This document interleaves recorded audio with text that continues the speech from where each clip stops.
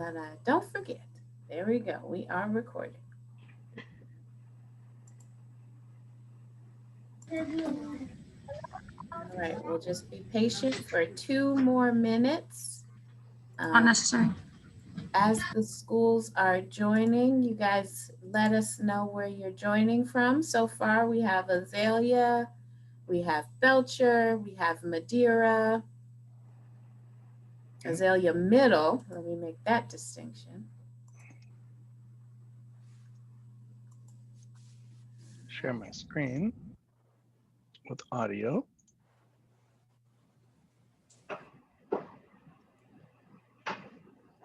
Got more coming in.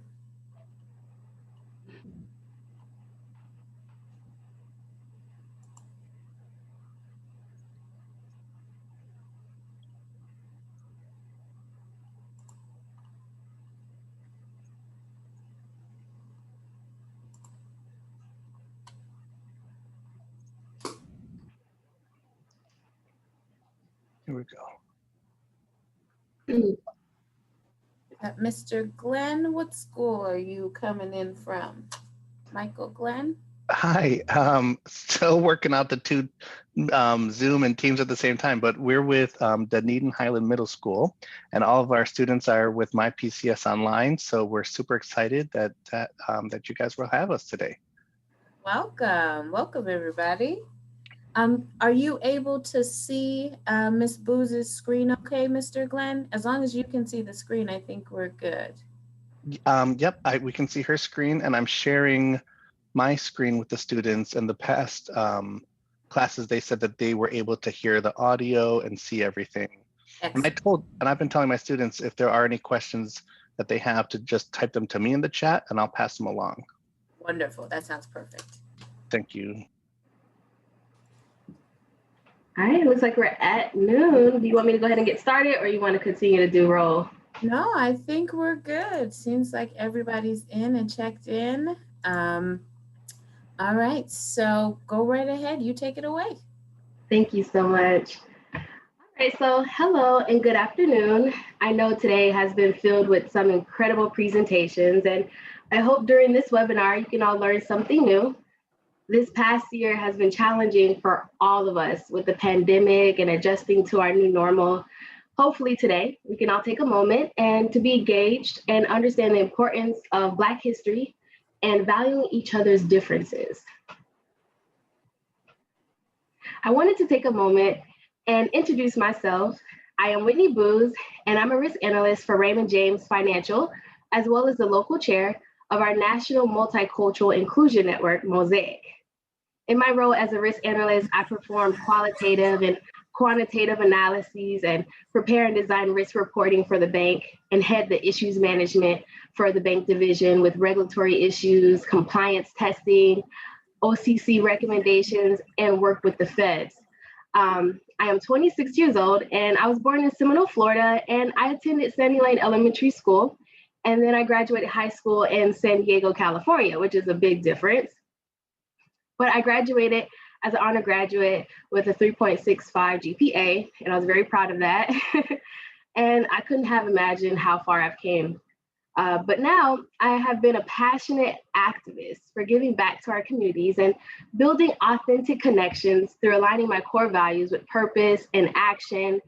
As for my role with our Multicultural Inclusion Network, our mission is to bring associates together from all cultural backgrounds to provide Raymond James associates of all ethnicities, nationalities, and cultures with support and opportunities to build awareness and educate others on the positive impact of inclusivity. Two hunters versus one runner.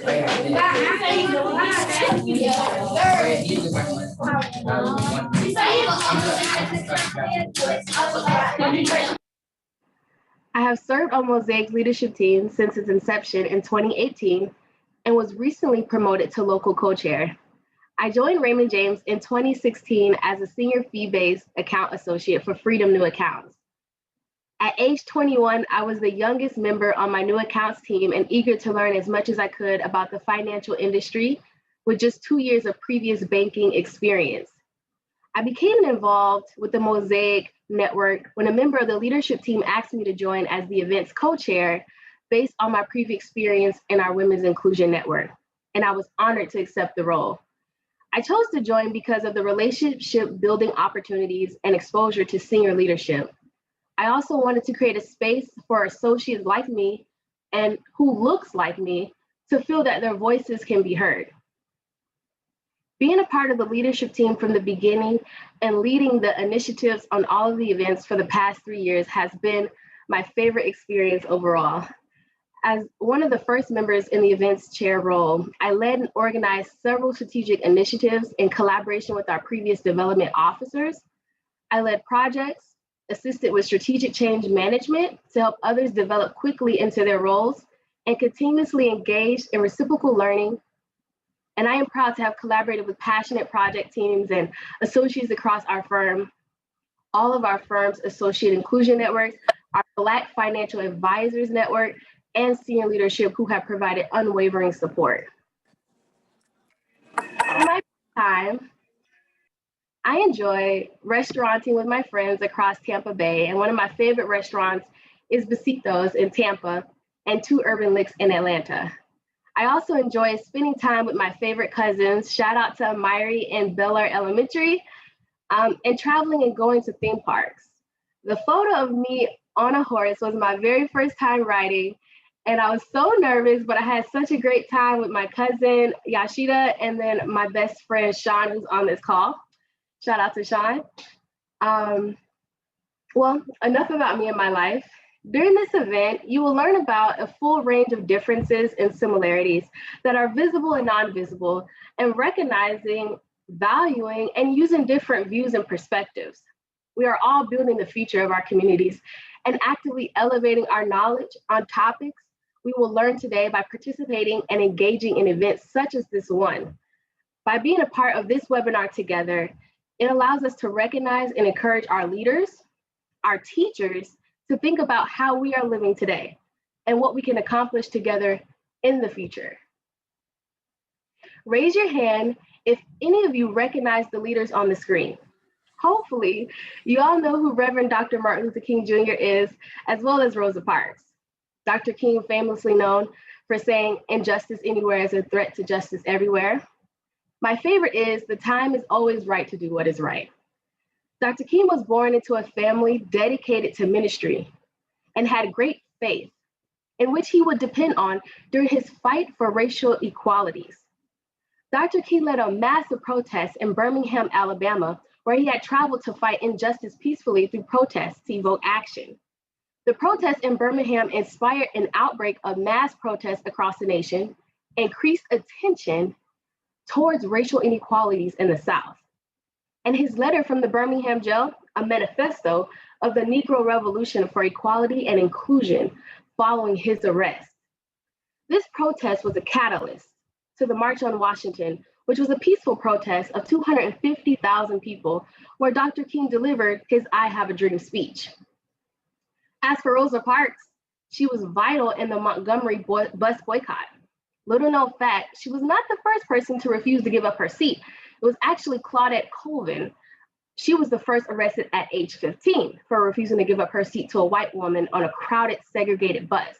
But Rosa Parks was a well-known pioneer, and she was becoming very strong in the civil rights movement. And with her works with the NAACP, she was chosen to be the leader of the movement. She was also arrested for her courage, not because she was tired, not because she was breaking a law. She was actually sitting in the colored section, but the whites only section was filled and they wanted her to give up her seat. Some of you may or may not know who John Lewis is, but he is very important in the civil rights movement. And we are going to learn a little bit more about him today. John Lewis grew up in an era of racial segregation. Inspired by Dr. King, he joined the emerging civil rights movement. John went on to participate in the Freedom Rides of 1961. Freedom Riders challenged the segregated facilities they encountered at interstate bus terminals in the South, which had been deemed illegal by the Supreme Court. It was dangerous work that resulted in arrests and beatings for many involved, including John. So let's discuss how Selma's Bloody Sunday became a turning point into the civil rights movement. This is the picture here. It was an assault on civil rights marchers in Selma, Alabama. Nearly a century after the Confederacy's guns fell silent, the racial legacies of slavery and Reconstruction continued to rumble loudly throughout Alabama in 1965. On March 7th, 1965, then 25-year-old activists John Lewis and Hosea Williams led a march from Selma to Montgomery with over 600 marchers across the bridge and faced brutal attacks by oncoming state troopers. John was severely beaten, and this time, suffering a fractured skull. During this unsettling time, footage and photos of the violence collectively shocked the entire nation and galvanized the fight against racial injustice. Also, John helped lead the March on Washington alongside Dr. King. With John being the youngest speaker at that event, he had to alter his speech in order to please other organizers because he was so powerful and so dedicated. And he declared, "We all recognize the fact that if any radical social, political, and economic changes are to take place in our society, the people, the masses, must bring them about." After that March on Washington in 1964, the Civil Rights Act became law. However, this did not make it easier for African Americans to vote in the South. The Civil Rights Act of 1964, signed into law on July 2nd of 1964, was in part a response to demonstrations in Birmingham, Alabama.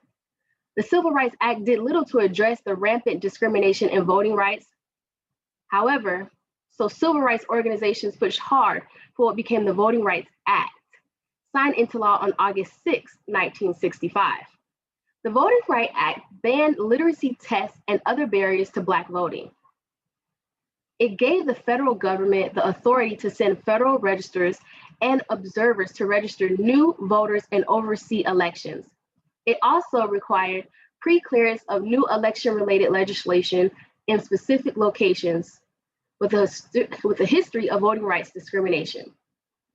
Poll taxes were eliminated in federal elections through the 24th Amendment and in state elections through a 1966 Supreme Court decision, Harper versus Virginia Board of Education. John is considered to be one of the big six leaders of the civil rights movement in the 1960s. He was elected to Congress in 1986 and received the Presidential Medal of Freedom in 2011 from President Obama. John Lewis continued to fight for people's rights since joining Congress in 1987, up until his untimely death in June of last year. Here are 4 things to remember about John Lewis. He bled to make America great, literally. A quote from former Atlanta Mayor Kasim Reed, which is accurate. He was the most visible representation of violence inflicted on civil rights activists in the 1960s. The famous March on Washington, John was the youngest speaker and the youngest member of the Big Six. And of course, in 2010, President Obama awarded John with the highest civilian honor, the Presidential Medal of Freedom. And then the last thing to remember about John Lewis, John has been arrested a total of 45 times, in which during the Civil Rights Movement, 40. And then 5 times since becoming congressman by peacefully protesting, all wrongful arrests. Even though these events happened before all of you were born, and including myself, it reminds me of the protests that erupted across our nation last year. Raise your hand if you heard of George Floyd and or have seen, participated, or heard about all the protests last year. Okay, I see you guys raising your hands. In which protesters and activists were rallying across the world since the death of George Floyd, an unarmed Black man who was killed in police custody in Minneapolis.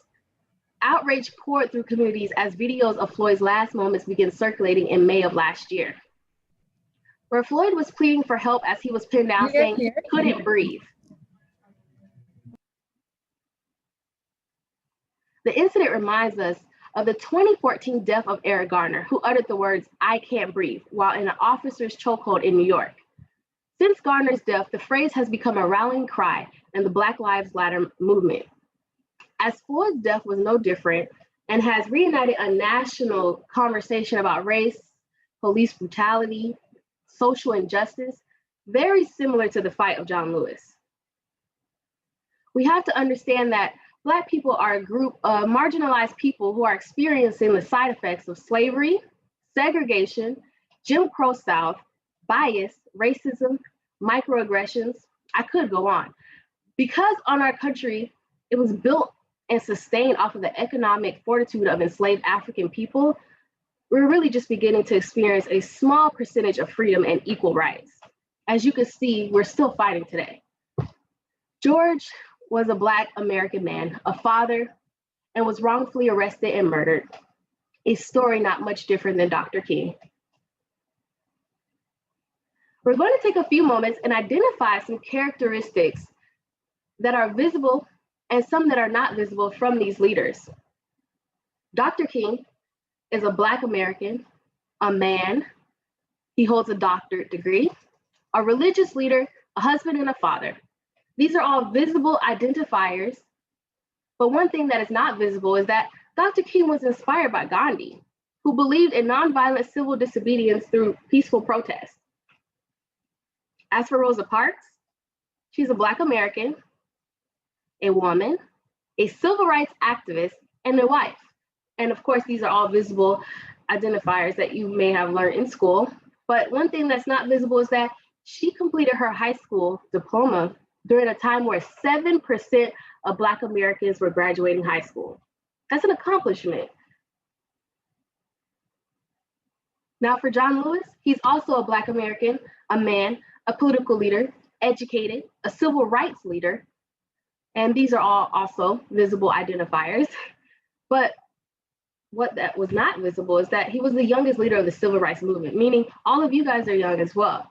You know, it's never too young or too old to be passionate about what impacts you in your community. But what all of these powerful people had in common, all three were civil rights activists and leaders. They were all Black Americans and were all wrongfully arrested during peaceful protests. All of these leaders shared a common experience in American society of Jim Crow South, segregation, injustice, the absence of basic human rights, which led to the civil rights movement. When somebody directly impacts the lives of your family, your friends, your communities, and yourself, of course you'll do whatever it takes to make it right. All of these identities that we have listed are really important, especially the commonality between those identities. I want you all to think about all the different identities in your school and in your classroom. Each student have a unique culture, an individual experience, and identities that make them who they are. But we may try to separate ourselves based on visible identities,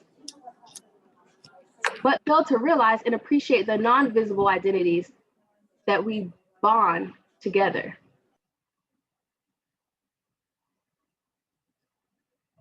Some of you may or may not recognize these Black leaders on the screen. First, we have Dr. Carter G. Woodson, coined the father of Black history.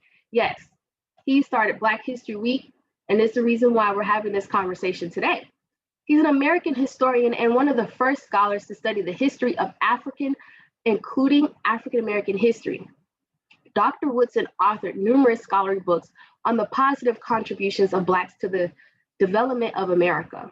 He also published many magazine articles analyzing the contributions and the role of Black Americans. He reached out to schools and scholars to study the history of African Americans in the United States. The positive contributions of Blacks developed America. He established several key organizations and founded Negro History Week, which is the precursor to Black History Month. His message was that Blacks should be proud of their heritage and that other Americans should also understand it. During his lifetime, Dr. Woodson developed an important philosophy of history. He insisted was not the mere gathering of facts, but the object of historical study is to arrive at a reasonable interpretation of social conditions that people in that time period experience. Dr. Woodson often said that he hoped the time would come when Negro History Week, AKA Black History Month, would be unnecessary, when all Americans would willingly recognize the contributions of Black Americans as a legitimate and integral part of the history of this country. Yet we are here today. Then we have Mary Jackson. She's an American mathematician and aerospace engineer. Okay, looks like you know who that is. Thanks for raising your hand. She was also the first female engineer at NASA, as well as the first Black female engineer. For Mary Jackson, a love of science and a commitment to improving the lives of people around her was one and the same. In the 1970s, she helped the youngsters in the science club at Hampton's King Street Community Center build their own wind tunnel and use it to conduct experiments. She said, "We have to do something like this to get them interested in science," she said in an article for the local newspaper. Sometimes they're not aware of the number of Black scientists and don't even know that those career opportunities are open to us until it is too late. Last but not least, we have Ursula M. Burns. She is the first Black woman CEO of a Fortune 500 company and an American business executive who served as CEO from 2009 through 2016 and chairman of 2010 through 2017 of the international document management business service company, Xerox. She was the first African-American woman to serve as CEO of a Fortune 500 company and the first female to succeed the position of a CEO of such company after another female. Burns was raised in a low-income housing neighborhood in Manhattan, Lower East Side. She was the second of 3 children raised by a single mother who operated a home daycare center, which very sounds much like my story. After completing her master's degree in 1981, Burns joined Xerox as a full-time employee and quickly gained a role in product development. From 1992, she progressed through various roles in management and engineering, and in 2000, she became Senior Vice President of Corporate Strategic Services, a position which she oversaw production operations. The appointment eventually afforded Burns the opportunity to broaden her leadership in the areas of global research, product development, marketing, and delivery. And she was named president of Xerox in 2007. 2 years later, she was named CEO, and in 2010, she became chairman of the board.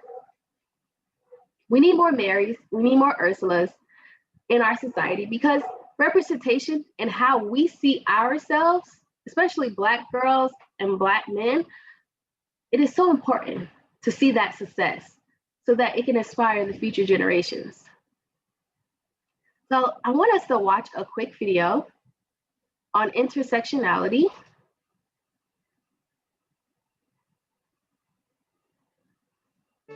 Have you heard this word before?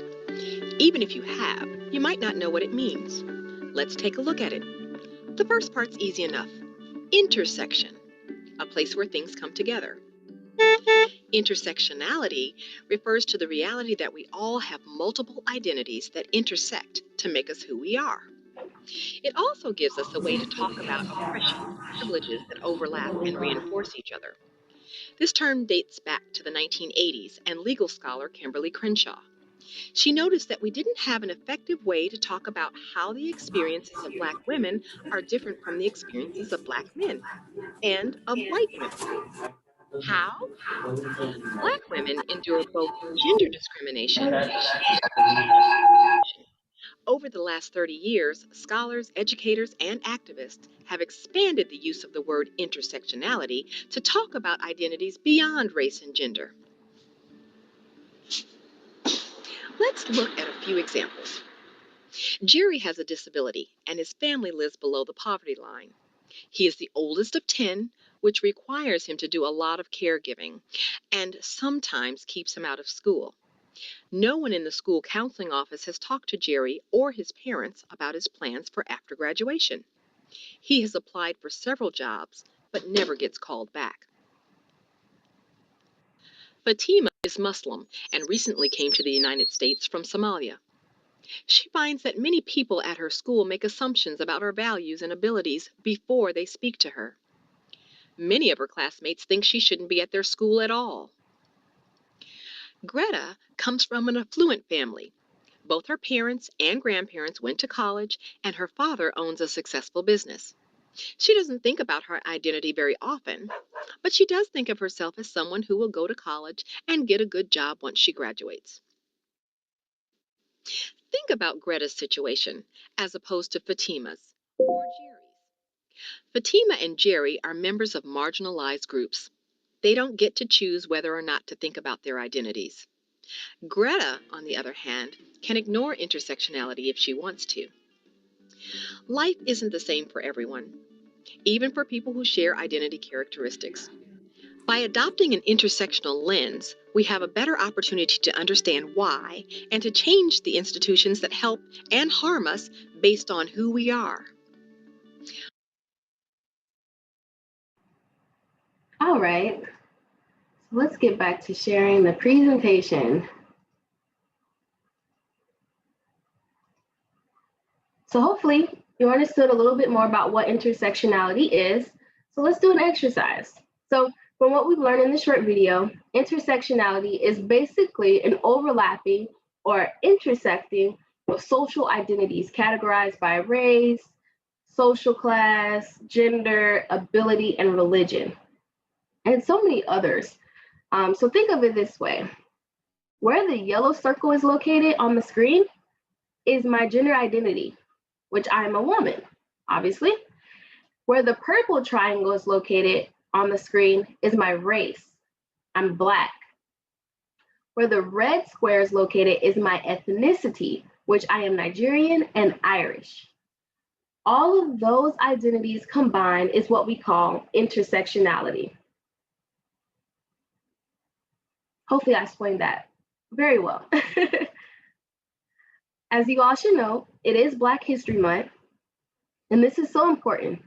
Even though we may not think of it consciously on a daily basis, if you're a Black American watching this right now, you are living Black history today. Yes, you will leave a legacy.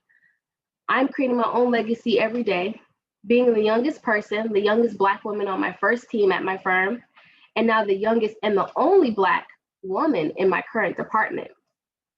I am making history, Black history. We all have to think about all of our identities, respect each other's differences, and learn to cultivate a space where everyone can bring their unique and authentic selves into the classroom and into work each day. Did you know that ethnically diverse classrooms are extremely beneficial to all students, especially middle-class white students? Because diverse perspectives and backgrounds, different from their own, promote a overarching creativity, motivation, and critical thinking in the classroom. This is due to the fostering of a diverse and inclusive space where students reflect the society in which the school exists and operate. More than likely, it will be the society in which those students become adults and collaborate in a work environment. Diversity grants us all access to a greater range of talent, as well as provide insight into the needs and motivations of not only Black and Brown students, but all students. With the core belief of diversifying as a true societal need, we're able to be more effective in educating not only our students, but our own communities. If you have any questions or would like to learn more on the topics I spoke today, we have time. Yep, we've got plenty of time for questions. In the chat, Miss Fintac wrote that she's met Miss Mary Jackson. That's amazing. Oh, wow, that's awesome. That's How was it meeting her? Miss Fintac? Great afternoon. It was amazing. She came, we had a debutante tea about 2 years ago. It might have been 2017. And she was a guest speaker. Oh, she was invited as a guest speaker. We actually have Carter G. Woodson African American Museum here, as you know, in St. Petersburg. yeah.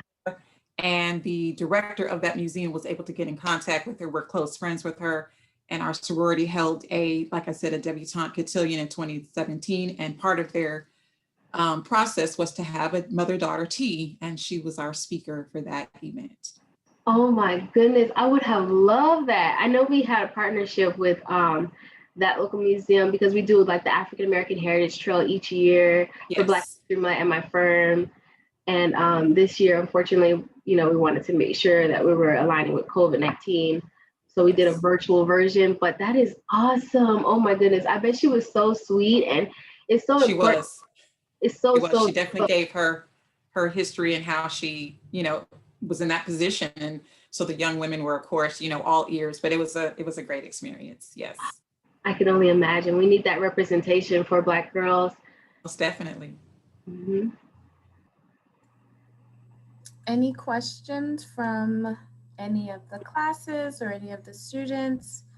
Oh, we've got a hand up. Yep, go right ahead. One of my students was wondering if what challenges you had to overcome to get where you are today. Oh man, that is a great question. That is, as a Black woman in America, there's so many challenges that we all experience, but specifically in my life, I went to Sandy Lane Elementary School, which was like, on the poorer side of the neighborhood. And I grew up in a single parent, household where my mom didn't have, a college degree or a career, and it was really important for me to be successful because I needed to be, and so all of those barriers and those challenges and statistics that they say that can hold you back from excelling in life, it's not true. You just have to, be dedicated and move forward. I remember in elementary school, I was just trying to get my homework done. But when I got into middle school and high school, and my schools afforded me the opportunity of electives, and I was able to learn more about business management and things like that, I started to figure out, I think I could do something like that. And then I was like, I don't know what I want to be when I grow up, but I know I want to be in an office. That's what I want to do. I don't want to be a nurse or anything. I just want to be in an office and a computer. And that's what I'm doing now. And so I think we have so many challenges, with education is always a barrier for Black and Brown students, especially when, our parents, may not have further their education after high school. And so you don't see that representation in your community. And so those are barriers too, but they're all mental barriers, right? And you can break those down and just see yourself as an individual and know that if this is what I want, if I want to be this when I grow up, I'm going to do everything I can to get there. So lots of barriers, but they're all mental. You can always navigate through everything. And also like partnerships and collaboration with people. I reconnected with one of my math teachers from middle school on LinkedIn, and she's like, I'm so proud of you. And I couldn't believe you got this far in life, and, so there's some barriers where you think you aren't going to get to where you are. And then you become an adult and you get there and you're like, wow, I could have really went further than I am now if I would have just pushed past those barriers that society tried to put in front of me. Thank you. I think I saw a hand raised. Annie, did you want to unmute yourself and ask a question?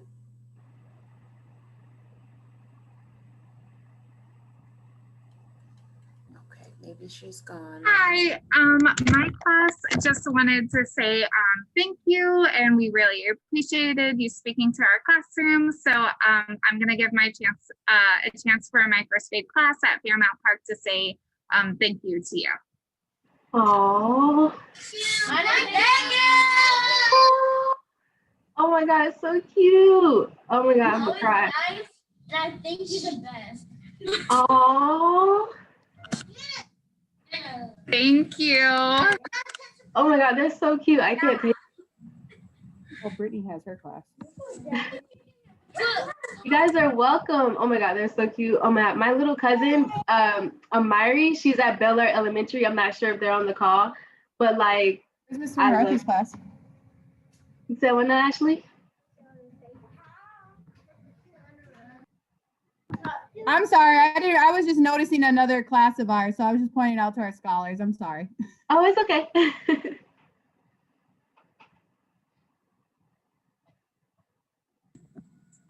My class just wanted to say that they loved you and they really appreciated you. Thank you so much, Brittany, or I should say Miss MacArthur. Thanks, guys. Aw, first graders at Fairmont Park. I didn't write that down. So we've So had cute. so many schools participating today. I'm so excited about this. If there's time, one of my students just typed a question in the chat from Dunedin Highland Middle School.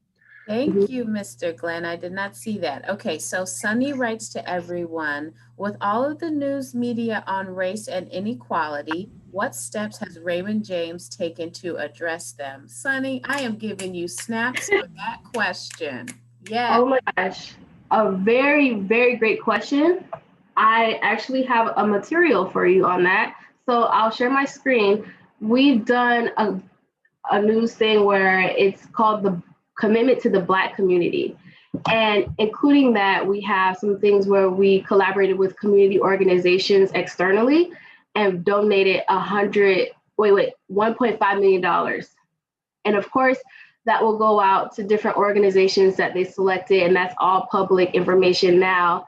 But we also started a Black mentorship program internally, and I'm a part of it. And one of the things that I really wanted to, I kind of want to say grasp at during that Black mentorship program is that I have the senior leadership exposure already with my leadership role in the Inclusion Network. So I really wanted to learn more about how to be strategic in navigating my career. So all the schools that are listening right now, when you become an adult, you can be great and all, but when you come into corporate America, it's so hard to navigate your career, especially as a Black person. And so having a Black mentorship program, having allies, having senior leadership support you is so important. But let me pull that up so we can just go down the list, because people always want to know what, especially Raymond James, our name is on the stadium. We won, the Super Bowl. People want to know what we're doing. So I think that's really important. I'm going to pull it up. It's going to take me just a few seconds, I promise.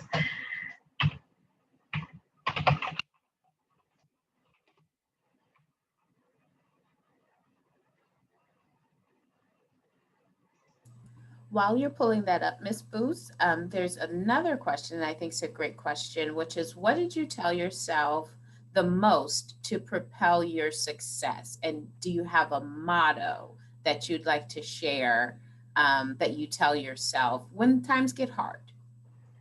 That's a really great question. So I don't have a motto. I'm not like one of those people that's like big on quotes and stuff like that. I don't stand in the mirror and be like, I am great.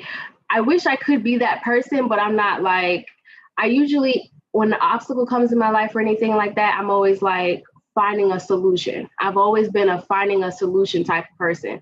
Even as a young person, with my mom being a single parent and raising me, my mom was a teenager when she had me. She was 17. And so, I've seen her always try to find the solution to a problem in life. And so I've gotten that mentality. So when anything comes up, I'm like, okay, how can I fix this really quick? Like, how can I solve this? So I'm really just a person that's just focused on like fixing whatever the issue is. So that's my motto, I guess.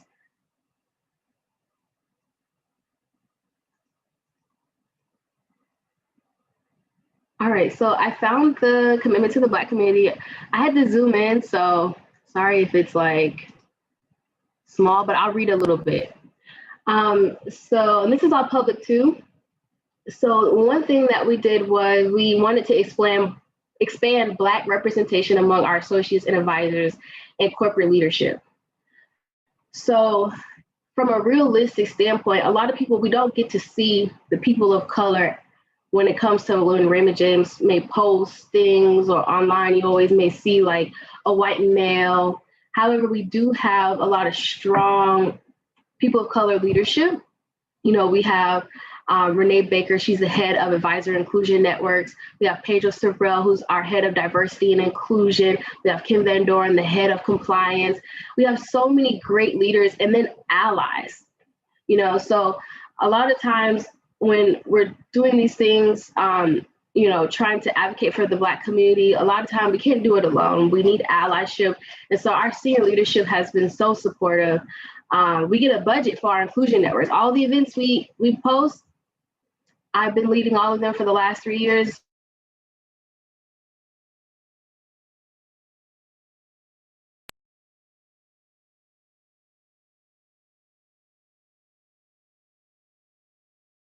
Portal, and then of course that $1.5 million to support the advancement of Black communities. So we're really trying to diversify the numbers of people, because I know that at Raymond James, there's a lot of people may think that it's a dominant white male, industry, which the finance industry is. And we don't have that representation when it comes to Black and brown people of the finance industry, just like Mary Jackson with aerospace. So I feel like we're trying to get that out in the community to show Black and brown students that we have people in the finance industry that are people of color, and you can be like us one day. So we're really trying to encourage that talent by connecting with our community. So that's just a little bit of that. There's so much more, but that's just what I could find so far. But there's also like a press statement that was released that you could probably find on Google. So hopefully that answered the question. I think so. Definitely want to hold large companies that have influence in their communities. We want to hold them accountable and make sure that they are doing things to better their communities and not just making profits. So Absolutely. Definitely appreciate you speaking to us on behalf of Raymond James, but also on behalf of yourself, and sharing your story with us, with all of the students. Mr. Glenn, did you have another question, or is that a residual hand raise? Yeah, thanks. If there's time, just had another question not too long ago, and it is, did you have any role models who inspired you to get where you are today? Yes, that's a really great question. So my role models would have to have been the people that look just like me and do what I wanted to do when I grew up, right? So like I started at Fidelity Information Services, which is FIS in St. Pete, if you guys know what that is. And I had a Hispanic leader who was training us, and he was so passionate about what he was doing. And I was like, I want to be like you, so I learned from people, so I didn't really have a leader where it was like, I looked up to Oprah Winfrey, but it was the people that, like you all, you know what I mean? Their students are probably looking up to you guys, being like, I want to be like them one day. Definitely Renee Baker at Raymond James Financial. She has informally mentored me without even knowing it, just talking to her, always spilling gems. She's such an incredible resource. Like, I'm like, when I grow up, I want to be like you. And everybody says that to her, but it's so true. Like sometimes you don't even know that, someone is looking up to you. Like people look up to me. I was a Lunch Pals mentor for 2 years. And, because of that, the girl that I mentored wanted to be me when she grew up. And it was like, what? You want to be me? Me? Like, you know what I mean? But it's like, you never know who's looking up to you. I think that ties back into one of our previous presenters that talks a lot about networking and building that network of relationships and people around you, because you never know who you can influence or who can be there to help you and influence you as well. So absolutely perfect. All right, guys, that's it. We've got a 12:45. So if there's classes on that want to join the 12:45 session, Ms. Booth, thank you so much for taking the time and speaking with us and all of your history and tying it into today and what students can do for themselves currently. I think it was very inspirational. We really appreciate it. So if anybody wants to unmute themselves and say, thank you, Ms. Booth, give her a good send off. We truly appreciate your time. Thank you so much. Add me on LinkedIn. Thanks. Good job, guys. Thank you. Add me on LinkedIn, to all the adults. All right. Thank you so much. Enjoy the rest of your day. Oh, look at that class. Bye. Oh, look at that. So cute. Oh. You guys are awesome. All right. See you on the next video, guys. Bye.